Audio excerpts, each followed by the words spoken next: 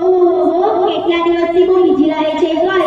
અરે ના ના, તને તો ખબર જ છે ને, શાદીઓની સિઝનમાં નવરાશ જ નથી મળતી. હા, એ વાત તો સાચી. કેટલી તૈયારીઓ કરવાની નહીં?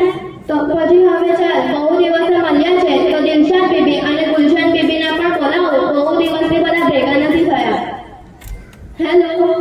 ઓહો બોસ, કઈ દુનિયામાં છો? આવો, થોડી મહેફિલ સજાવો અને ગુલશન બીબીના પણ લેતા આવજો.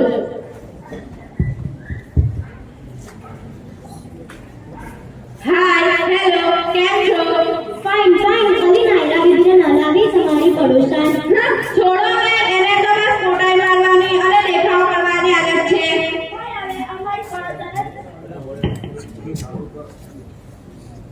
હોય હવે અમારી પડોશણ જ જોઈ લો. ઘર જ્યારે ઉકેલો પોતે જ્યારે નોકરાની અને પડે મહારાની જેમ.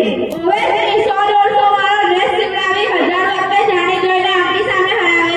જ્યારે મોલમાંથી જો 1000 નો ન લાવી હોય. અરે તમને ખબર છે એનું તો ઘરમાં કોઈ બેનની પણ નહીં ને બહાર છે સોરી કરે મને તે ગમતું જ નથી. અસ્સલામુઅલૈકુમ બહેનો. વાલેકુમ સલામ.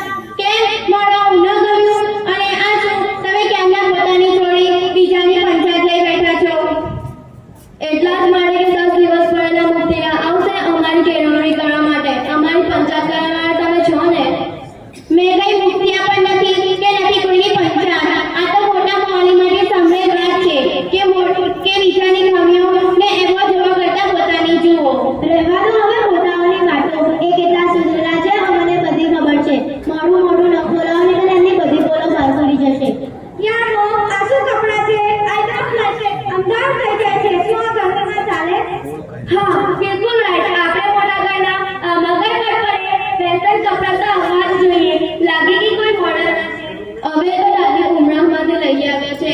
રહેવા દો, કોઈ ગરીબને આપી દઈશું. લો, આ 10,000 જુઓ. લઈ આવો એવા ડ્રેસ કે ગરીબ એકરી લોકો તમને જ જોયા કરે.